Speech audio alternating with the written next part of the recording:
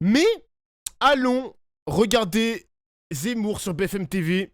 On va juste regarder les thématiques qui vont nous plaire, hein, les mecs. Hein. Évidemment, il y a des petits thèmes que je vais pas trop apprécier là. Ça va être un peu chiant.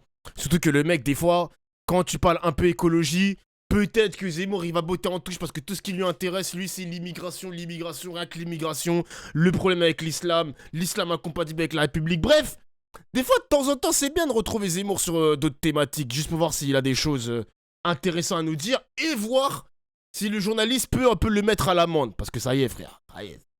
Faut le cuisiner un petit peu quand même. BFM Politique. Ça y est, ça y est. De BFM Politique et je signale à tous ceux qui nous regardent Le chez QR eux qu'ils code. peuvent interroger directement QR notre code. invité en flashant ce QR code qui apparaît Voilà. à la droite de Comme votre d'hab. écran et nous relayerons vos questions tout au long de cette émission. Éric Zemmour, la colère des agriculteurs gagne du terrain près de Toulouse, on l'a vu il y a un instant dans le journal. L'autoroute A64 est toujours bloquée, des agriculteurs qui dénoncent des excès de normes, des revenus en baisse. Est-ce que vous cautionnez la méthode, le blocage de cette autoroute ? Cautionné. Je Ça n'ai commence pas bien. cautionné des méthodes, il n'y a pas de violence. Il y a des blocages, il y a effectivement des gens qui ne peuvent pas rouler sur cette autoroute, mais franchement, on a connu bien pire. Non, moi, si vous voulez, il faut comprendre cette colère, ce sentiment de désespoir des agriculteurs qui remontent à très loin, si vous voulez. Essayons de regarder très rapidement Il y a eu le 2 morts à tableau Saint-Denis. de l'agriculture française. Pour vous donner une première idée, Je en vais monter le son. 1970, il y avait 1 500 000 entreprises agricoles. Il n'y en a plus que 400 000. Donc vous voyez Waouh. la dégradation et la perte d'exploitation agricole. Deuxièmement, vous savez qu'il y a un agriculteur qui se suicide tous les 2 jours. Déjà, ça fait des années qu'on le dit, on devrait quand même en prendre acte et essayer de comprendre et de faire quelque chose pour ces gens-là. Alors pourquoi ils se suicident ? Parce qu'en fait, ils sont au cœur de toutes les désolations françaises, de tous les abaissements français, les dégradations françaises du service public. Par exemple, ils sont au cœur de tous les déserts médicaux. J'ai une agricultrice qui, il y a quelques semaines, m'a raconté qu'elle s'était arraché une dent elle-même. Wesh. Vous vous rendez compte, on est revenu Il est vrai ce mensonge ou... au XVIIe siècle. Mais Éric Zemmour, Attendez, parce que c'est important Non, mais Ça me fait quand même de voir l'extrême droite aux côtés des agriculteurs. J'ai vu que Bardella aussi ce week-end, il était aux côtés des agriculteurs. Éric Zemmour prend le sujet de l'agriculture à cœur. T'as l'impression que c'est peut-être eux qui ont voté extrême droite, peut-être au second tour ou au premier tour. Je sais pas, les agriculteurs... Attends, faudrait que je me renseigne quand même sur Internet. Majoritairement, ils votent pour quoi ? Attends. Je vais trouver l'info. ce tableau-là. J'entends et on va venir dans un instant sur les questions de fond, mais juste sur, Deuxième tour sur le blocage présidentiel. de l'autoroute. Vous faites partie des responsables politiques Un qui premier tour, considèrent premier souvent tour. qu'il y a un problème d'autorité, qui citent Benjamin souvent Gamel. Georges Pompidou, il faut arrêter d'emmerder les Français. Est-ce que là, Oui. c'est une... Le FNSEA, donc le plus gros syndicat d'agriculture en France, avait voté 30% pour Emmanuel Macron, 13% pour Valérie Pécresse, 12% pour Éric Zemmour, 11% pour Marine Le Pen. Et on sait que la gauche, bah vas-y, Jean-Luc Mélenchon, c'était quand même à 9%, Yannick Jadot à 7%. On va dire que l'agriculture, c'est pas le meilleur ami des écolos, même si parfois ils font un petit peu des efforts. Ok, ça vote à droite quand même, ça vote Macron. Ok, je voulais quand même connaître l'information, ok. méthode d'action Ok. politique Non, mais que vous jugez légitime. Je ne suis pas syndicaliste. Si vous voulez, je sais très bien qu'il y a des méthodes d'action qui peuvent embêter les gens, mais qui bloquent et qui font comprendre quelque chose. Je répète, il n'y a pas de violence, il n'y a pas de dégradation. On n'a pas brûlé des écoles, des services publics, comme dans d'autres cas. Alors non, Il y sauf en a que, eu. attendez, juste en région Occitanie, un bâtiment de la direction de Comme dans d'autres cas, hein. Il voulait pas aller au bout de sa pensée, le petit, hein. Il voulait pas, hein. l'environnement a vu ses vitres souffler. Non, mais- Après une explosion, 2 tags ont été retrouvés sur place pouvant faire référence au CAV, le Comité d'action viticole, un groupe radical de viticulteurs. Benjamin Ça, c'est de la violence. pour le coup. Benjamin, oui. Et évidemment, je condamne toute violence. Mais Ouais. essayons d'aller au-delà. Essayons d'aller au-delà. Essayons de comprendre ce qui se passe et de voir ce qu'on peut faire. C'est quand même plus important, me semble-t-il. Donc je disais qu'ils étaient au cœur de toutes les dégradations françaises, qu'ils subissent en plus la violence de bandes venues de toute l'Europe et du Maghreb, qu'en plus, Du Maghreb? Depuis quand le Maghreb s'intéresse à ce genre d'action? Surtout, ça concerne les agriculteurs. Le Maghreb? What the fuck? c'est là qu'on est au cœur du sujet, Wesh. ils subissent la tyrannie, je pèse mes mots, la tyrannie de la Commission de Bruxelles. Est-ce que vous savez, Benjamin Duhamel, que désormais, la Commission de Bruxelles détermine les périodes où les agriculteurs peuvent semer, peuvent récolter. Mais alors Et justement, sur s'ils cette question-là, s'adaptent, j'ai fini ma phrase, et s'ils s'adaptent à un changement de climat ou d'autres, ils sont sanctionnés et ils ne touchent pas leurs aides. mais sur cette question de la concurrence des autres pays européens, de l'inflation normative, C'est pas exactement la même question. en tout cas de ce poids de l'Union européenne, on entend beaucoup le Rassemblement national et Jordan Bordella qui se fait, en tout cas qui veut être le porte-voix des campagnes. Vous avez un peu les mêmes combats, les mêmes thématiques. Quelle est votre plus-value dans cette question, puisque le Rassemblement national, de fait... Attendez, vous voulez qu'on parle du Rassemblement national ou vous voulez qu'on parle de l'agriculture? Parce que si vous voulez parler de Rassemblement national, moi, je ne suis pas au Rassemblement national et j'ai des désaccords de fond. Et on peut poser la question après. Moi, je veux parler d'abord de l'agriculture. Pardonnez-moi, ce n'est pas la même question. Mais on va parler du Rassemblement national.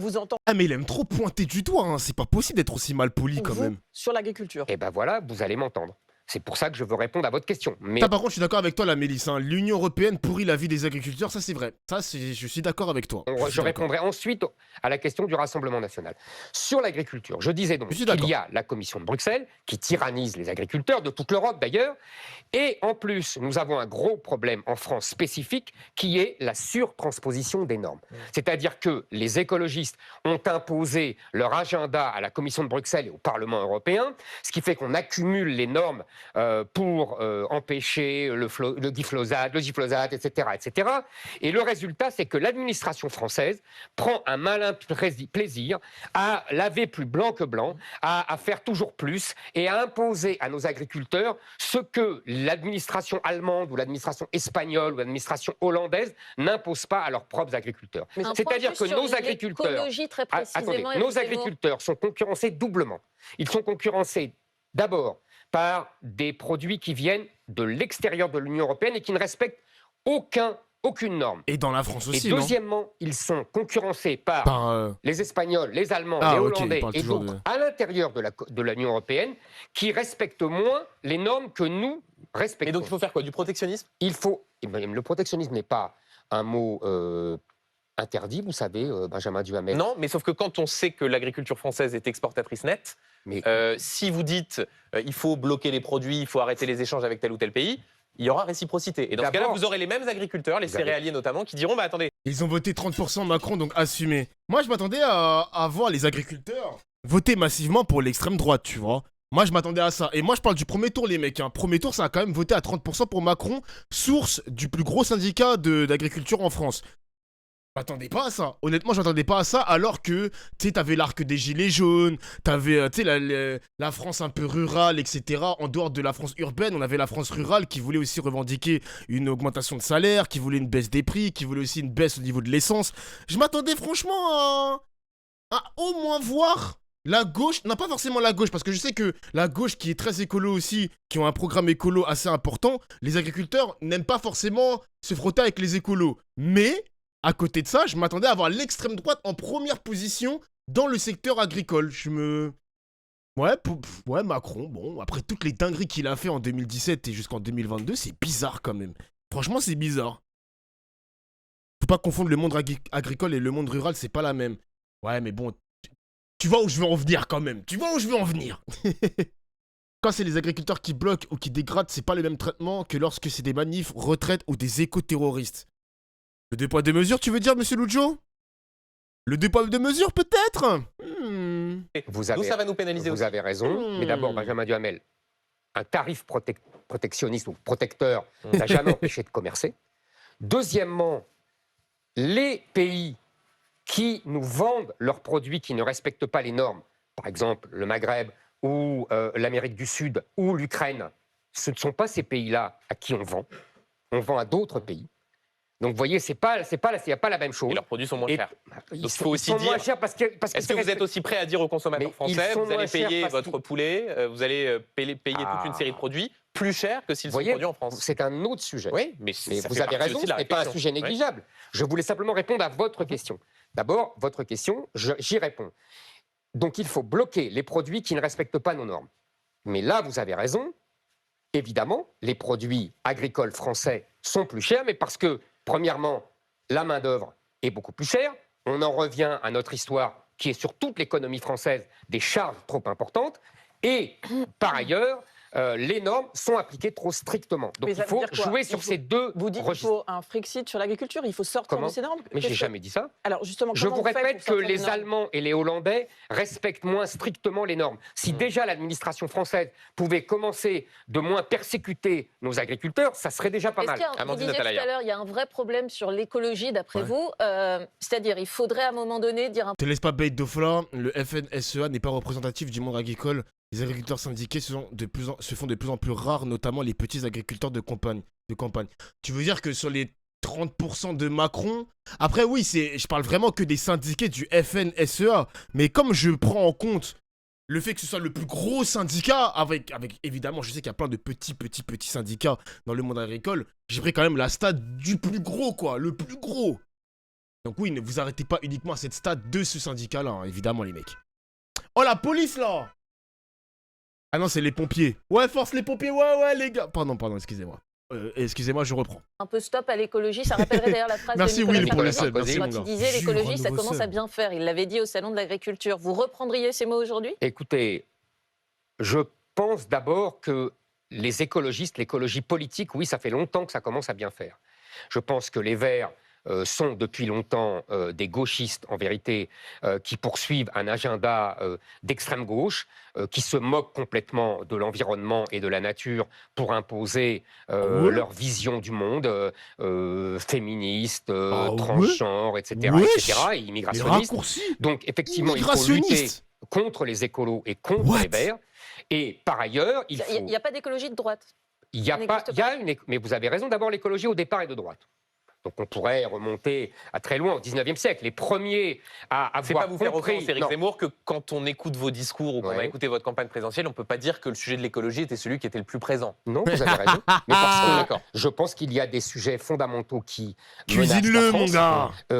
Par exemple, le grand remplacement et l'appauvrissement. Le grand remplacement.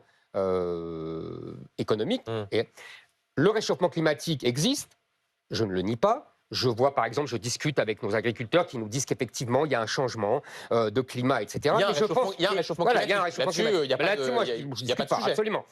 Ok, donc pas climato-sceptique. Peut-être climato-sceptique, mais à moitié, monsieur Éric Zemmour. Ok. Bon, il le dit, noir sur blanc, que... Voilà, le réchauffement climatique, il est là. Ok, d'accord. Je dis, c'est que l'homme s'est toujours adapté. Ok. Et donc, il faut s'adapter de nouveau, sans absolument persécuter nos propres agriculteurs, sans sacrifier notre industrie automobile, etc., etc. Parce que vous savez, le réchauffement climatique, les vrais responsables du réchauffement climatique aujourd'hui s'appellent les Américains et les Chinois, tout le monde le sait. Mais nous sommes une goutte d'eau dans la mer. Rapidement, Marion Mourgue, avant de parler de l'école. Du Rassemblement national. On a vu justement ces dernières années un vote des agriculteurs qui est passé plutôt d'un vote de droite, UMPL. Ok, bon, on va skip ce moment-là. On va aller sur un autre thème, les amis. Allons, l'uniforme marseillaise annonce suffisante. Allons mettre un pied dans l'école, mesdames et messieurs. Retour sur les bancs de l'école, s'il vous plaît.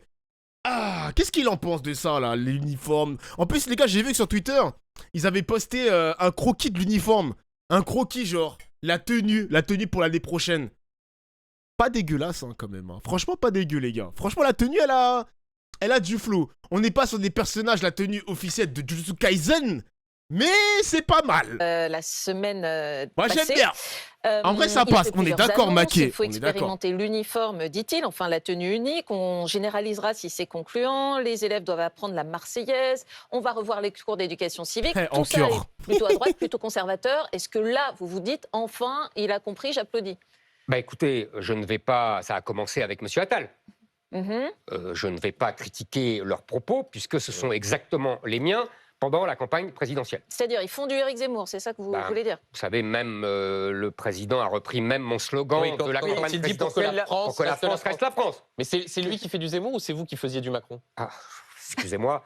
Moi, je me souviens d'Emmanuel Macron qui faisait campagne en disant qu'il n'y avait pas de culture française et qui faisait l'ode à tous les Sénégalais, les Algériens. Je me souviens de son discours de Marseille. Donc je pense que c'est plutôt lui qui fait du Éric Zemmour. Mais c'est quoi, c'est une bataille culturelle comment il utilise vos mots? Est-ce que c'est sincère? Est-ce que c'est... Ah, vous savez, est-ce que c'est sincère, ça? Moi, je ne suis pas dans sa tête, je n'en sais rien et je m'en moque en vérité. L'important, est-ce que c'est largement droitisé pour vous? Écoutez-moi. Il y a un changement de ce président de fond? Mais le président passe son temps à passer de droite à gauche et de gauche à droite. C'est le reproche majeur que je lui fais. Il n'a pas de colonne vertébrale. Donc là, il prend les mots. En 2022, après la présidentielle, il a pris les mots de Mélenchon. Aujourd'hui, il me prend mes mots. Très bien. Maintenant, moi, j'attends des actes. On parlait de l'école.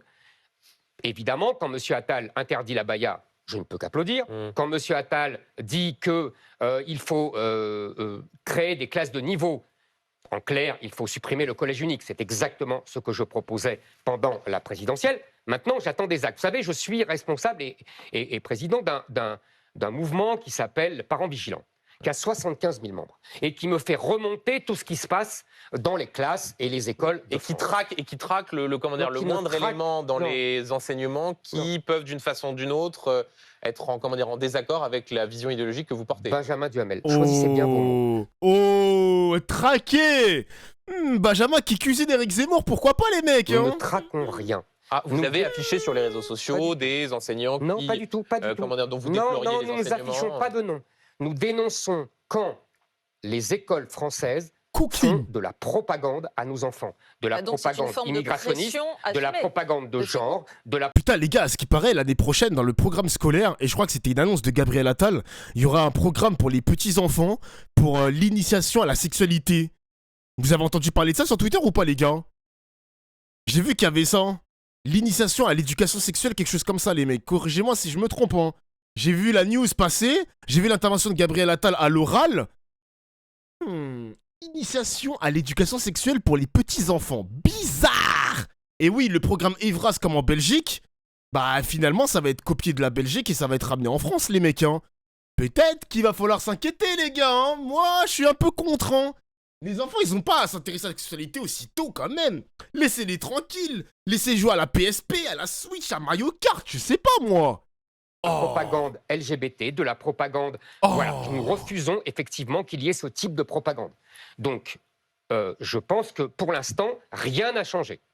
Rien n'a changé depuis le passage de M. Attal quand même, hein, au ministère de l'Éducation nationale. Je crois que c'est 6 ans, Gitane. 6 ans.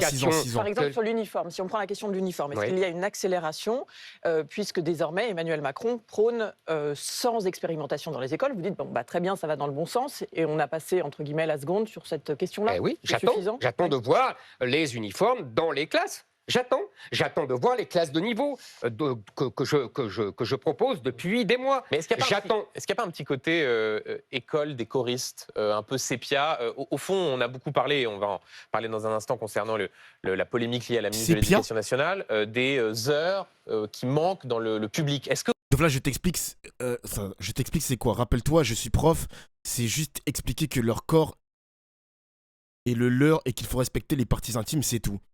Tu veux dire que c'est des cours de consentement, c'est tout? Ça va pas plus loin que juste du consentement. Genre l'élève il va pas se mettre tout nu et se toucher les parties intimes. Non, je rigole, j'abuse un petit peu, j'extrapole un petit peu quand même les gars, j'extrapole.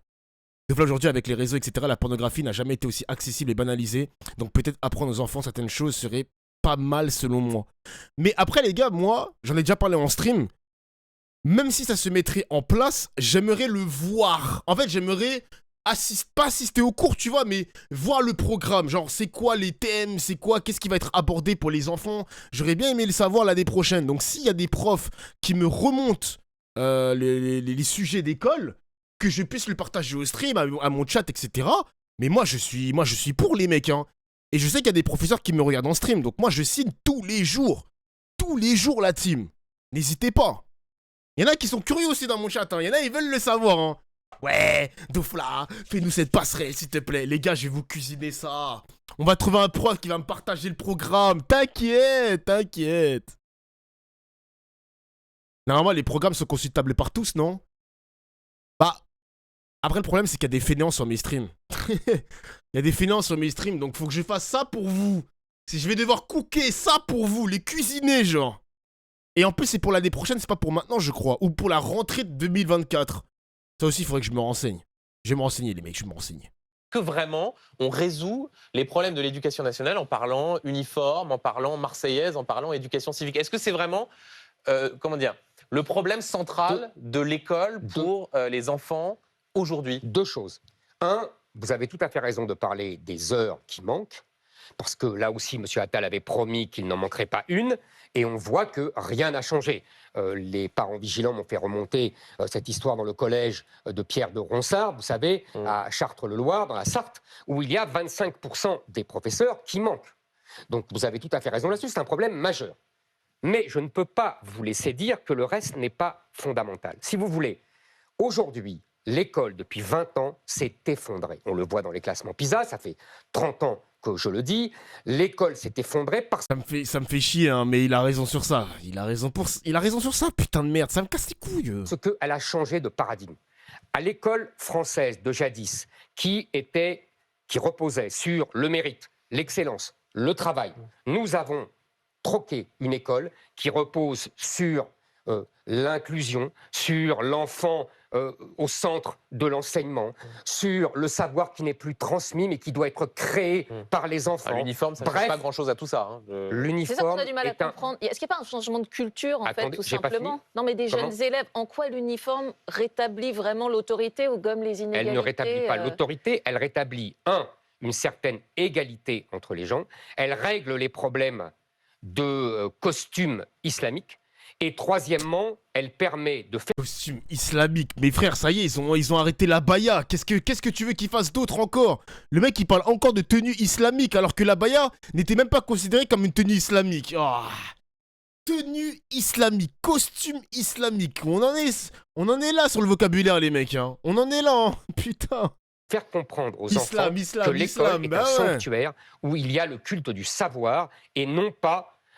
qu'on introduit les éléments de l'extérieur. Voilà, c'est tout. Mais je ne vous dis pas que c'est fondamental. Pour moi, je vous l'ai dit, ce qui est fondamental, c'est supprimer le collège unique, donc remettre les fameuses classes de niveau, et pas seulement en français et en mathématiques. T'as l'avis de Zemmour, Dofla. J'ai l'avis de Zemmour. Le mérite, l'excellence, les examens, le savoir transmis, c'est ça qui est essentiel. La Marseillaise, c'est aussi un symbole. Ah, mais les mecs, moi je vous répète, hein, être pour l'uniforme à l'école, c'est pas un truc de droite, les gars, je vous le répète. Hein. Ce n'est pas forcément un truc de droite. Voilà. Je me souviens, je l'ai. Merci pour le sub, Vitex. Elle n'est plus enseignée. Qu'est-ce que ça veut dire? Qu'est-ce que ça veut dire? Vous savez très bien. Qu'est-ce que ça veut dire, la Marseillaise? Ça veut dire qu'on apprend de nouveau aux enfants à aimer la France, à aimer son histoire. Juste un dernier mot avant de la pub quelques instants. Puisqu'on parle de la jeunesse, cette semaine, un de vos tweets a beaucoup fait réagir. Le voici, vous avez relayé le titre d'un article de Libération sur l'Africation, nouveau chic de langage des adolescents, avec ce commentaire, le vôtre. Le grand remplacement n'existe pas, qui est donc un commentaire ironique. Pour ceux qui nous regardent et qui ne savent pas ce qu'est l'Africation, cela vient du latin africare, qui veut dire frotter contre, et c'est le fait de remplacer des ti par des chi, des di par des ji. Par exemple, Amandine, ici présente. Santé. Cela donnerait Amandine. Cela n'a donc rien à voir avec... Ah, c'est ça le truc de la chim. Je crois qu'Amel, il dit ça. Il dit salut la chim. Et je crois que Shidi dit la même chose aussi. Mais c'est nul à chier, ça. Ah, ça vient de là, la chim. Salut la chim. Ça pue sa mère. Je suis désolé, ça pue sa mère, les gars. Je suis désolé, hein. Ça fait longtemps que les petits disent ça. Mais moi, je savais pas, les gars. Ah, c'est l'accent du sud. Ah,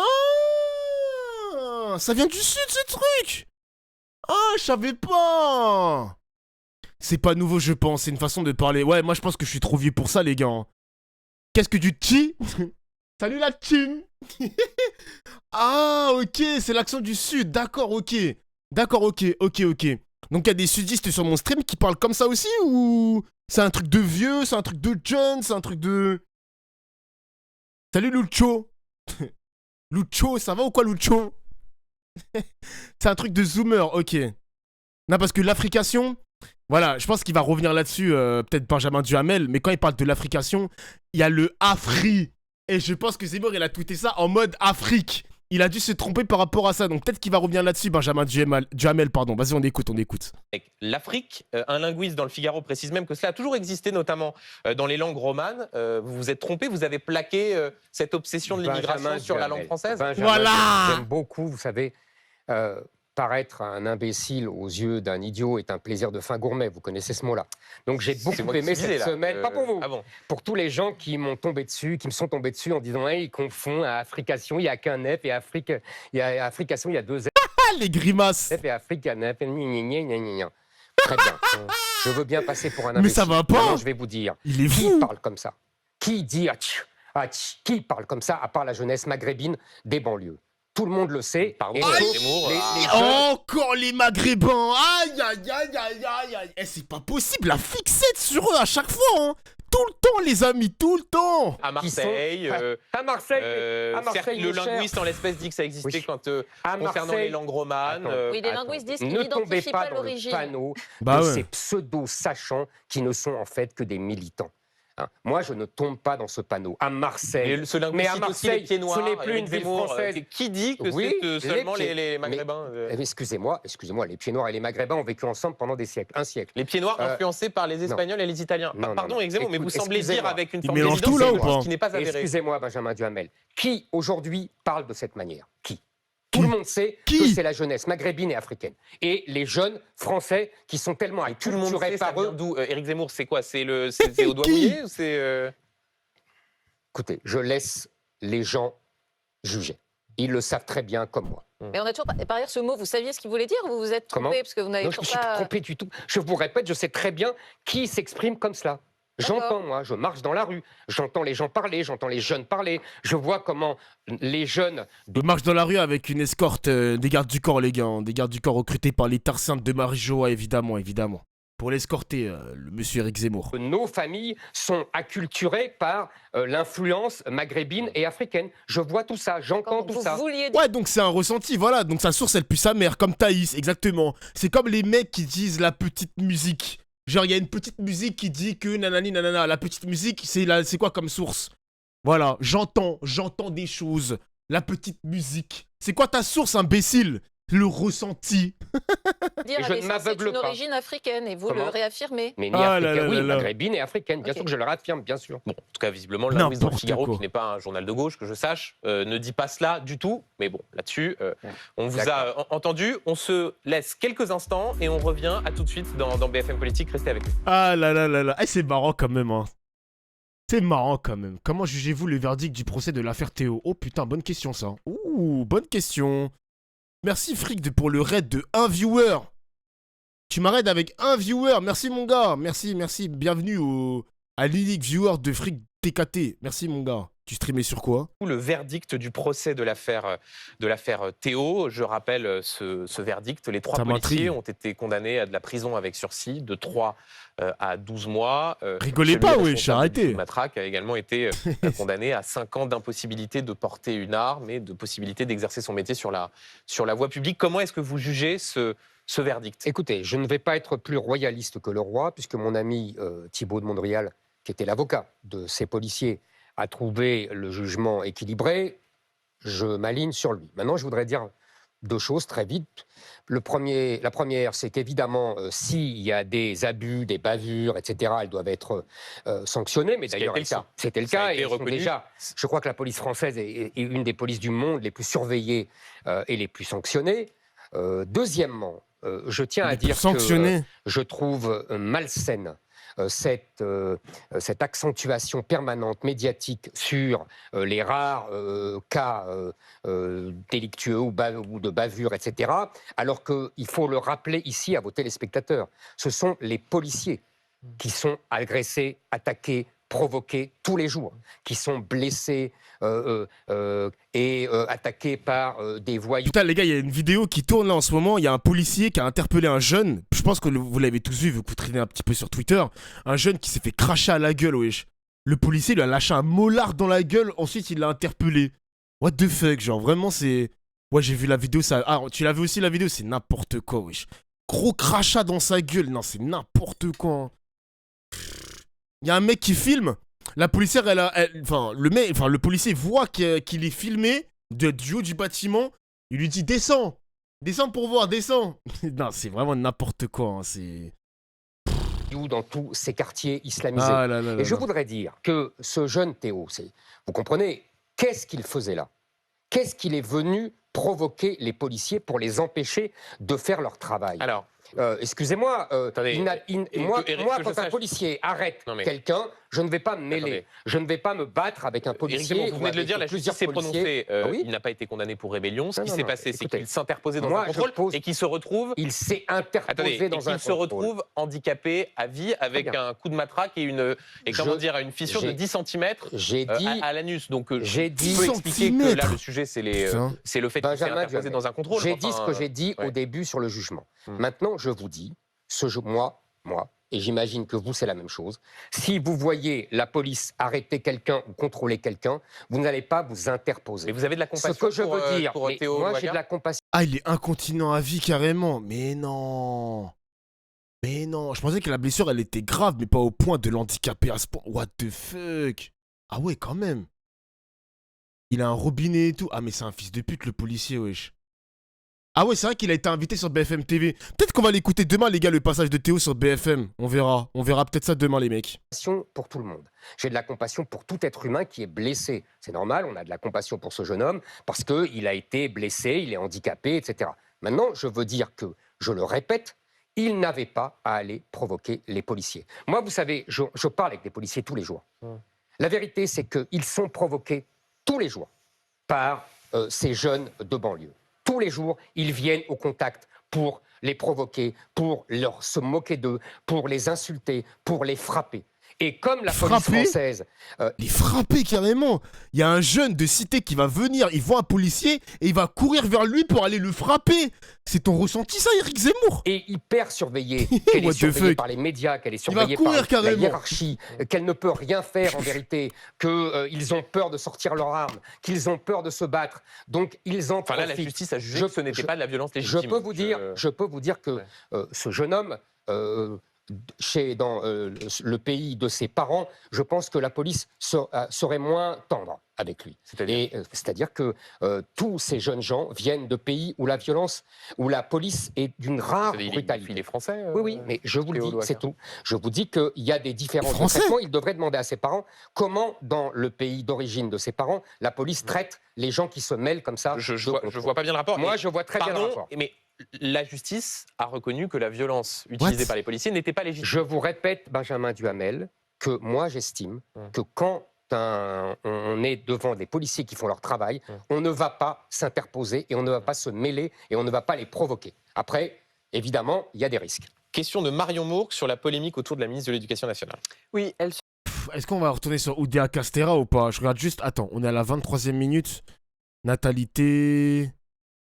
La démocratisation de la culture, censure, immigration. Bon, avec Rachida Dati, je pense pas qu'on va... Ouais... Européenne, nanani, bon. Se retrouve très en difficulté depuis son... On va écouter Oudéa Castéra quand même. Et hier, Mediapart révélait que la ministre que le fils de la ministre aurait bénéficié d'un système de contournement de Parcoursup à Stanislas pour intégrer la classe préparatoire. Est-ce que vous dites aujourd'hui il y a trop de polémiques, elle est trop en difficulté, elle ne peut plus rester au gouvernement? Vous savez, moi, je n'aime pas ce genre de réaction. Je trouve que c'est de la vieille politique. Demander la démission d'un ministre, demander... Moi, j'essaye de rester sur le fond, c'est ça qui m'intéresse. Mais justement, est-ce qu'elle peut faire du fond encore ? Je trouve que cette ministre s'est très mal défendue, que ses arguments étaient assez médiocres et à côté de la plaque. Elle aurait dû dire d'abord, tout simplement, que c'était son droit le plus strict de mettre ses enfants dans une école privée.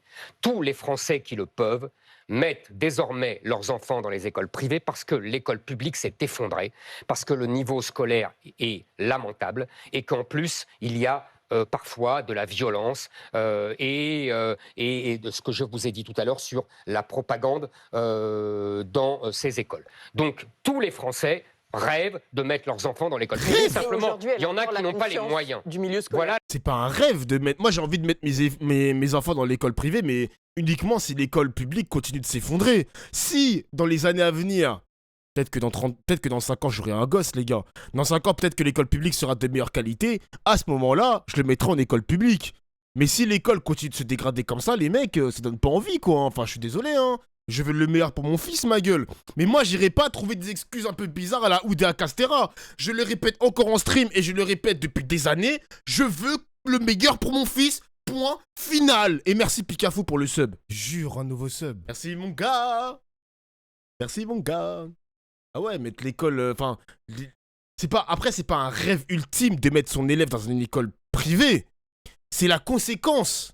C'est plus une conséquence qu'un rêve, les gars. Tu mets ton fils dans une école privée, car la conséquence, c'est l'école publique s'est effondrée. Mais je vais pas me lever le lendemain à me dire « Ah putain, je rêve que mon fils aille à Stanislas, avoir de grands diplômes, des meilleures notes, une meilleure éducation catholique, nanani, nanana. » Ça y est. Elle a dit la même chose en pointant un problème, l'absence des professeurs dans le public. C'est un parmi d'autres et c'est maladroit, mais elle a rien dit d'autre. Bah elle a rien dit d'autre, mais en tout cas, ils ont appris aussi dans Mediapart que elle a contourné Parcoursup. Donc de par son statut, je sais pas si c'était à l'époque où elle était présidente des fédérations de tennis, ou d'ailleurs elle touchait 35 000 € net par mois, ça aussi c'est une dinguerie. Et mais en fait, Oudéa Castéra, elle a que des casseroles, hein. Oudéa Castéra, elle a que des casseroles. Elle était ministre de quoi avant ? Elle était ministre des Sports. Quand elle était ministre des Sports, il n'y avait pas autant de polémiques. Mais comme le ministre de l'Éducation nationale est meilleur que le ministre des Sports dans la hiérarchie, là, ils se sont dit, ok, madame, elle a un gros ministre, on va commencer à fouiller dans ses affaires. Ils sont tombés sur des dingueries quand même, hein. Ils sont tombés sur des dingueries, hein. 500 000 € par an, c'est une folie, mec. Elle aurait pas dû accepter ce ministère, je pense. Elle aurait dû se planquer. Elle aurait dû se planquer dans le petit ministère de bas étage, là. Même si le ministère des Sports, c'est important quand même, mais t'as compris ce que je veux dire. C'est la honte de rester en place avec des gros dossiers comme ça. Mais moi, je pense qu'elle aurait pu... Elle doit démissionner, en vrai. Elle doit démissionner. Mais encore une fois, on est dans la continuité du gouvernement de Macron où chaque ministre a ses casseroles. Darmanin a ses casseroles. On a aussi le ministre handicapé, malheureusement, j'ai plus son nom, qui était accusé de viol ou d'agression sexuelle. Il est encore en place, je crois, hein. T'as plein de mecs comme ça, même le ministre de la Justice aussi. Enfin, c'est n'importe quoi, hein. Franchement, désolé, mais c'est une mafia.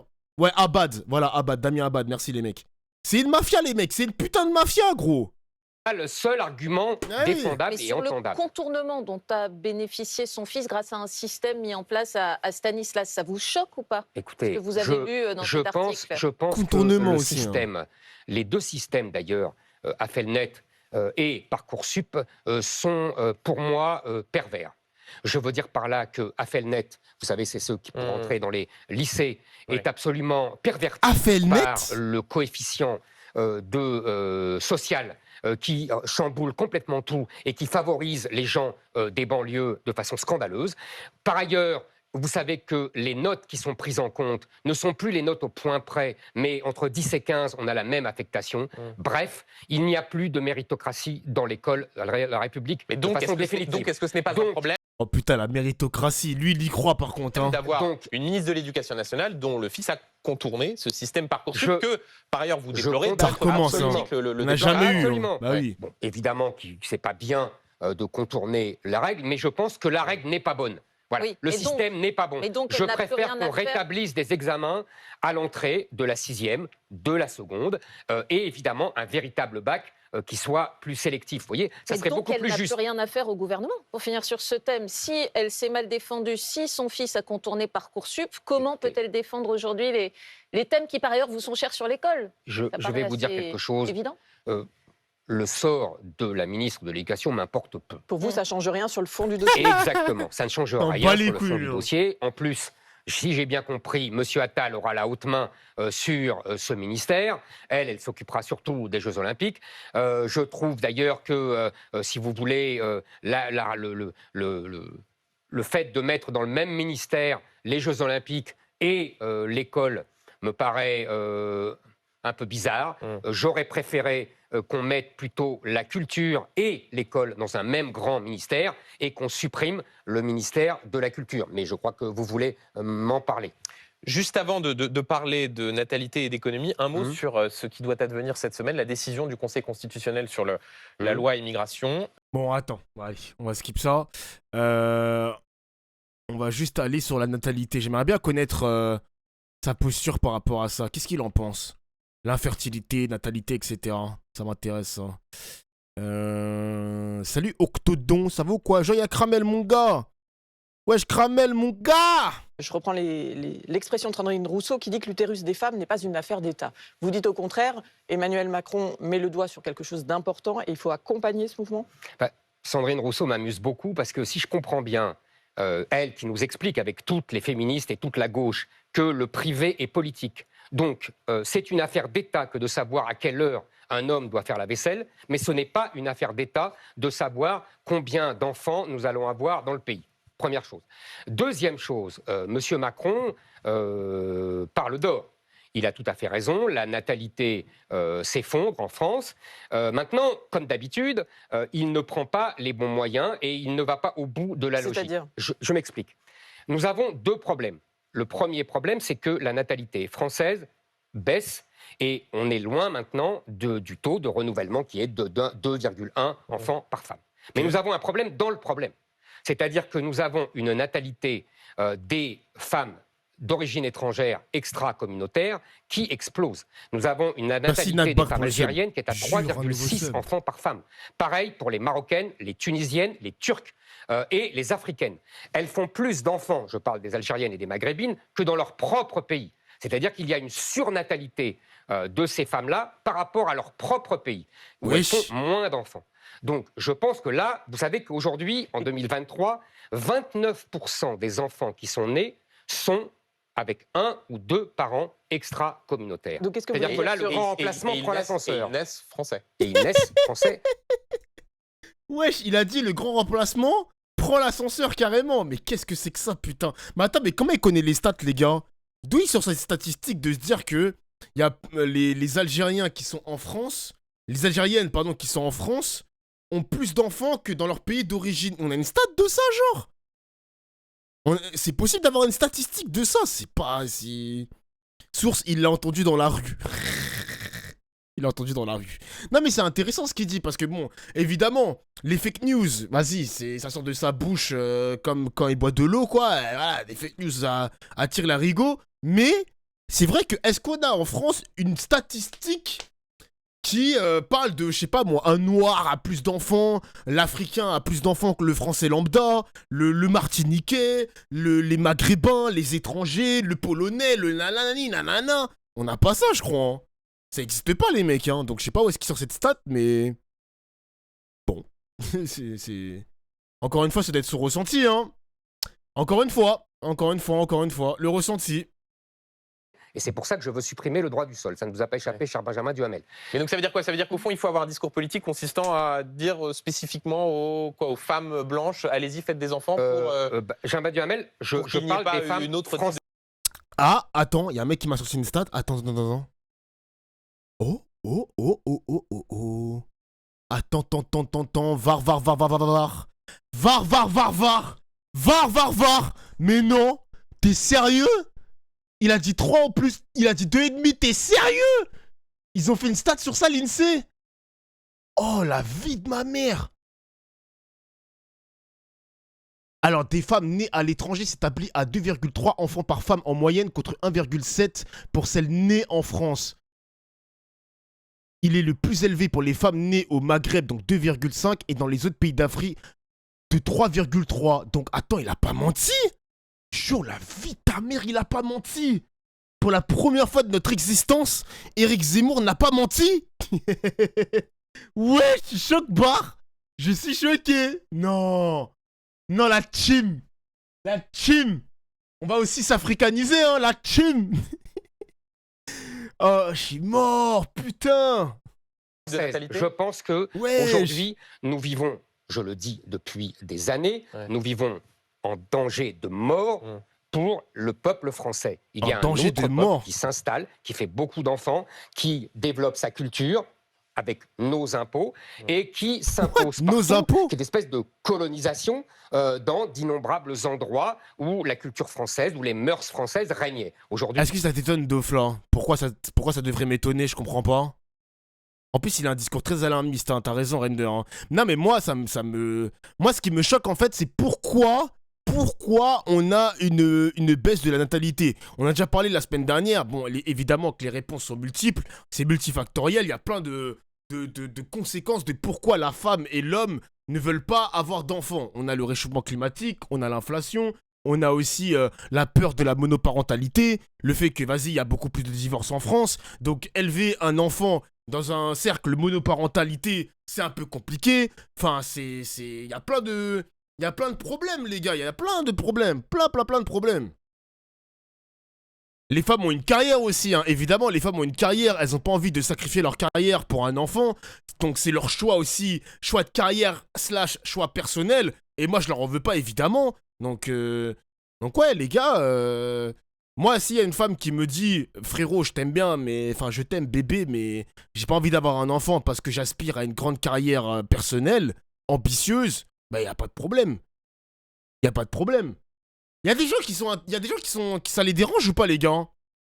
Ça vous dérange ou pas si demain votre meuf elle vous dit bébé je veux pas d'enfant sur les prochaines années ou peut-être dans 10-20 ans parce que je suis intéressé par ma carrière? Ça vous dérange ou pas? Ça me dérange pas, moi. Tu vas pas forcer une femme à avoir un enfant quand même. Enfin ta meuf en tout cas, ta meuf.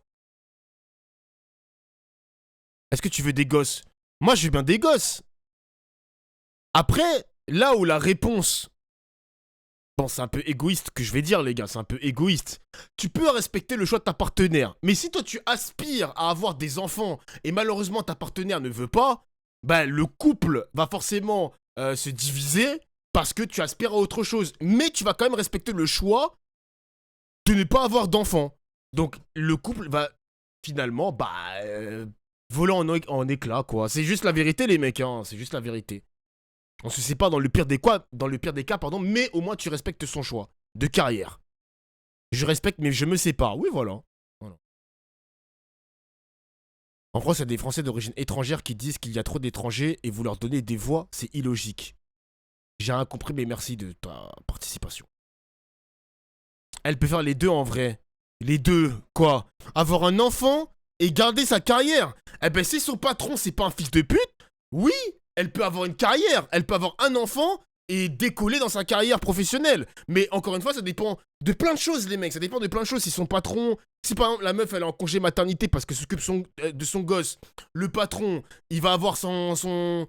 Enfin, il va pas là avec son chasseur de tête, il va dire, vas-y, chasse-moi une tête pour remplacer la personne qui est en congé maternité. La meuf, elle part de son travail, elle est remplacée. Bah, c'est compliqué, les mecs. C'est compliqué. C'est compliqué. Le problème, les gars, c'est que dans le milieu professionnel, tout est remplacé. N'importe qui peut être remplacé, les mecs. Bah oui. Ah oui, bah oui. Je crois que Ragnar, il a demandé son avis à Lagertha. Donc, qu'est-ce qui se passe?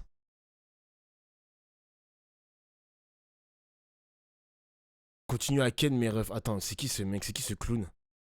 On se reproduit bien. Continuez mes frères. Remplacement en cours. Après le bissap, le thé à la menthe, ça reste... Bon, frérot, je sais pas t'es qui, mais vas-y, allez. Pas envie de me prendre la tête, dégage de mon stream, c'est bon. Continuons la vidéo. Mais c'est intéressant ce que vous dites, les gars, dans le chat, quand même. Bon, pas lui, mais...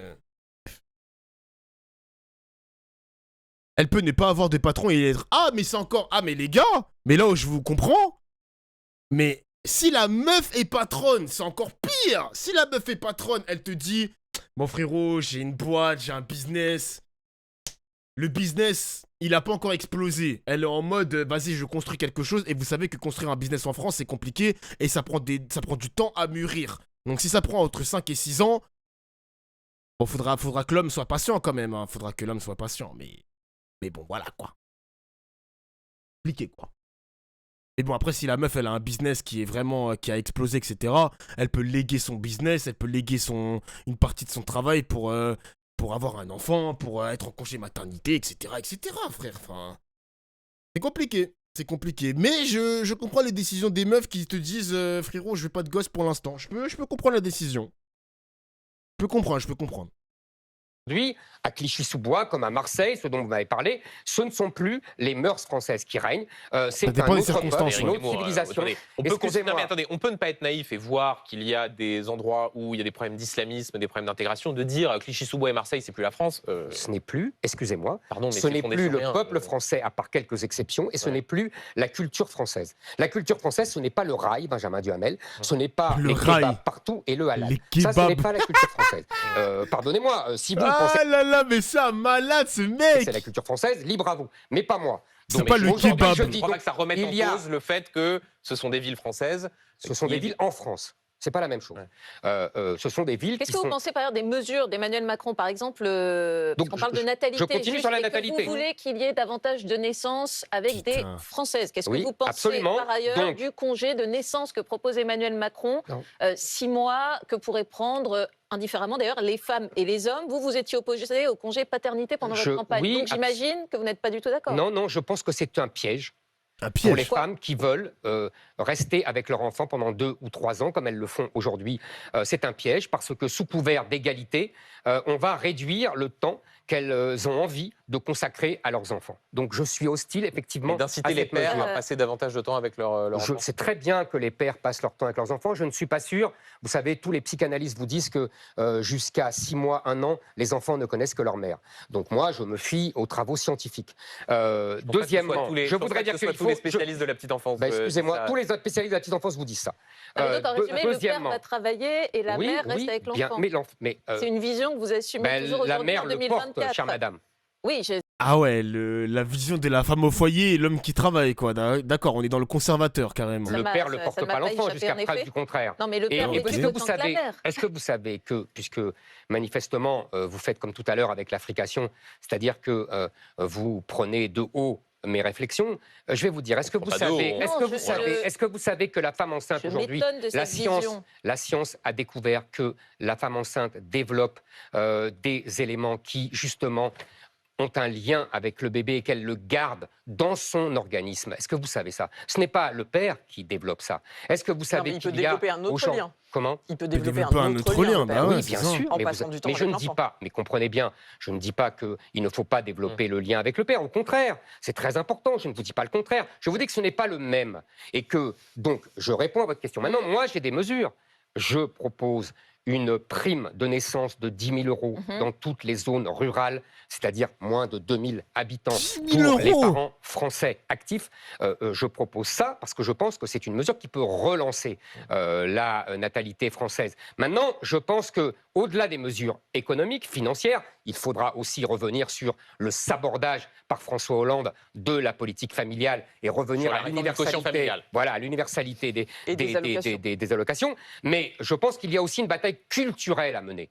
Il y a une bataille culturelle à mener pour qu'on arrête et pour qu'on combatte les déclarations à la Sandrine Rousseau. Merci Matt pour vous soumettre une question de téléspectateurs sur la question de l'économie. J'ai été étonné de vous entendre dire chez nos confrères de BFM Business que vous souhaitiez supprimer tout impôt de succession. Oui, quand on sait qu'à peu près 80% des Français ne payent pas de ces impôts de succession compte tenu du niveau de l'héritage dont ils peuvent bénéficier. Je voudrais bien voir d'où vous sortez ce chiffre, ça serait intéressant. Il suffit de regarder l'abattement et à partir de quel niveau on paye l'héritage. Est-ce que des frais de succession, est-ce qu'au fond, ce n'est pas une façon de favoriser, là pour le coup, les plus privilégiés? Excusez-moi, moi j'estime qu'on paye déjà énormément d'impôts. Énormément, tout au long de notre vie, et qu'il faudrait déjà les réduire, j'espère qu'on va en parler. Donc, les impôts de succession, cet impôt sur la mort, devrait être supprimé. Et je vous assure que ce ne sont pas seulement les riches qui payent l'impôt sur les successions. Donc, ça veut dire qu'on baisse cet impôt, on baisse d'autres impôts aussi? Vous savez, ça pourrait permettre, par exemple, aux entreprises industrielles et agricoles d'être transmises aux enfants. Ce que font très bien les Italiens, par exemple. Vous voyez, les entreprises industrielles italiennes sont transmises à leurs enfants parce qu'ils n'ont pas de droit de succession. Et nous, nous sommes achetés par les Chinois ou par les Américains ou par d'autres.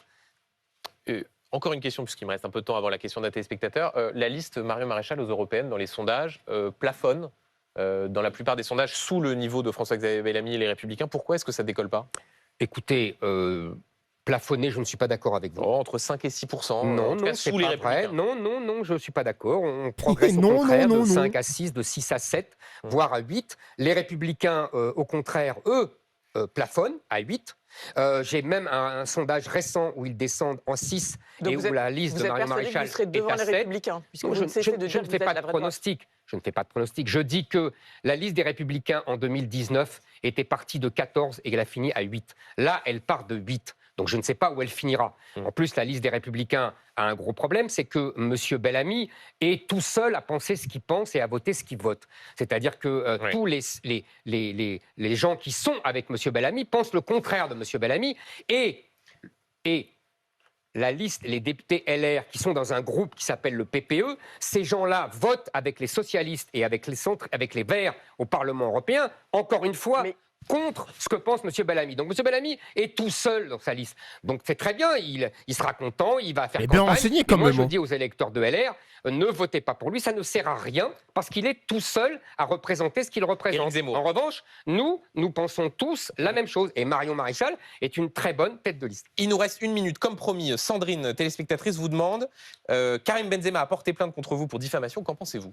Je rappelle ce que vous aviez dit, qu'il était en équipe de France pour l'argent, et faisant notamment le lien entre sa pratique de l'islam et la mort de Samuel Paty et Dominique Bernard. Pour l'équipe de France, c'est lui-même qui l'a dit. Il l'a dit un jour que son pays, c'était l'Algérie, et que la France, c'était pour la carrière, etc. Deuxièmement... Lui dit l'inverse. Comment Dans cette plainte, il dit l'inverse. Il dit « j'ai grandi en France où je suis né, l'invitation de n'être pas français de cœur, de ne pas aimer, de n'avoir jamais aimé la France, c'est inexact. » Eh bien, écoutez, moi, je conteste ça. Et deuxièmement, je pense que quelqu'un qui fait en permanence de la propagande pour la charia, pour le Coran, dans la charia et dans le Coran, il y a le djihad. Il a une influence énorme. D'ailleurs, je crois que le ministre de l'Intérieur lui-même dit qu'il y a des liens avec les frères musulmans. Exactement. Sans preuve, d'ailleurs. Voilà. Sans preuve. Merci beaucoup, Éric Zemmour, d'avoir été l'invité de BFM. Voilà, pas de preuve et il reprend quand même la phrase de Darmanin. Ce mec est un malade mental, hein, vraiment. Ah, des mecs votent pour Zemmour quand même, les gars. Hein. Il a tout whipping.